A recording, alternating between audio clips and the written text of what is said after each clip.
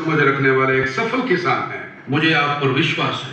बलदेव जी, कृपया मुझे समस्या बताएं और मैं इसे दूर करने की पूरी कोशिश करूंगा।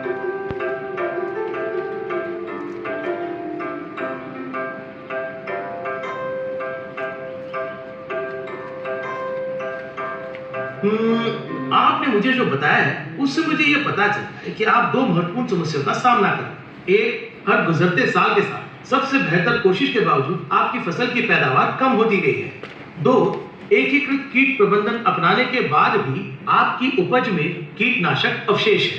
चलिए हमारे खेत से घूम कर आते हैं। क्या आपने टिकाऊ खेती पद्धतियों के बारे में सुना है? वो क्या है दिलीप जी? समझाता हूं।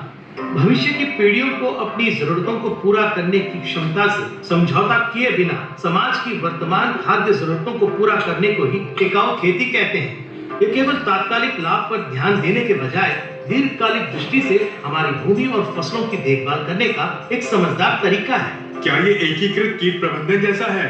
हाँ, दरअसल वो टिकाऊ खेती के मूल सिद्धांतों में से एक है। टिकाऊ खेती पद्धतियों में ऐसे और भी कई सारे सिद्धांत हैं। उदाहरण के लिए मिट्टी के स्वास्थ्य का प्रबंधन करना टिकाऊ खेती सिद्धांतों का एक मुख्य सिद्धांत है। जब आप कीटनाशकों का ज्यादा उपयोग करते हैं तो ये मिट्टी के स्वास्थ्य का नाश करते हैं। कीटनाशकों का इस्तेमाल करते समय आप उसके खाली कंटेनरों और कवरों का क्या करते हैं? क्या आप उसका सुरक्षित रूप से निपटान करते हैं? अगर हम उसे अपनी कृषि भूमि में फेंकते हैं तो कंटेनर के अंदर का कीटनाशक अवशेष मिट्टी में जा सकता है और मिट्टी और फसल दोनों को दूषित कर सकता है। क्या आप कीटों के प्राकृतिक दुश्मनों को प्रोत्साहित करने के लिए जैव विविधता वाले प्राणियों का संरक्षण करते हैं ताकि कीटों को रासायनिक के बजाय जैविक तरीकों से नियंत्रित कर सकें?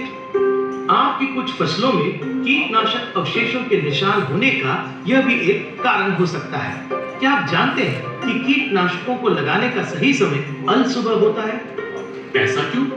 यह मधुमक्खियों और परागण में मदद करने वाले अन्य कीड़ों की रक्षा के लिए है। वे दिन में सक्रिय रहते हैं, इसलिए वह अपने काम शुरू करने से पहले हमें जरूरत पड़ने पर दिन के शुरुआत में ही कीटनाशकों को लगाना चाहिए। मिट्टी की रक्षा करके उचित फसल चक्र और हरी खाद के तरीकों और अन्य अच्छी प्रथाओं को अपनाकर हमें अपनी भूमि की जैव विविधता का संरक्षण करना होगा।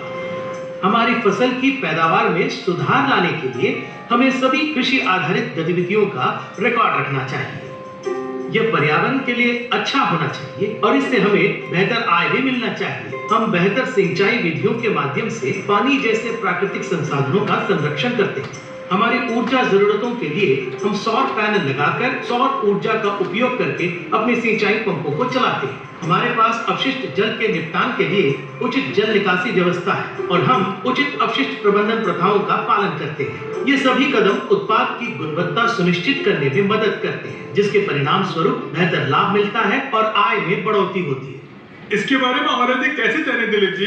निजी सार्वजनिक भागीदारी विकसित करें कार्यक्रम द्वारा टिकाऊ खेती सिद्धांतों से मुझे परिचित कराया गया था, जिसे जर्मन संघीय मंत्रालय की ओर से आर्थिक सहयोग और विकास के लिए एबीटी मैकॉर्मिक और जीआईजेड द्वारा शुरू किया गया था। इन संगठनों के पास देश भर में टिकाऊ खेती परियोजनाओं को विकसित करने का दशकों का अनुभव है। वे मिलकर टिकाऊ खेती में मसालों की कृषि करने वाले किसानों की क्षमता बढ़ाने में काम करते हैं। उनके कई भागीदारियों और मेरे लिए वो बहुत बड़ा सहारा है। मुझे विश्वास है कि वो आपकी भी मदद करेंगे। बहुत धन्यवाद दिलीप, आपकी बातों ने हमारा उत्साह बढ़ा दिया। याद रखिए, टिकाऊ खेती पद्धतियां हमारी फसल की उपज में सुधार लाने में मदद करेंगी, हमारी कीमती मिट्टी, पानी और अन्य प्राकृतिक संसाधनों का संरक्षण करेंगी। हमारे आने वाले पीढ़ियों के लिए आपको मेरी शुभकामनाएं। हमारे पूर्वज एक पुरानी कहावत सुनाते थे, पेड़ लगाने का सबसे अच्छा समय कब है? उनमें से एक अकलमंद व्यक्ति ने कहा 20 साल पहले। उन्होंने उनसे पूछा कि पेड़ लगाने का अगला अच्छा समय कब है? तो उस अकलमंद व्यक्ति ने कहा, अभी।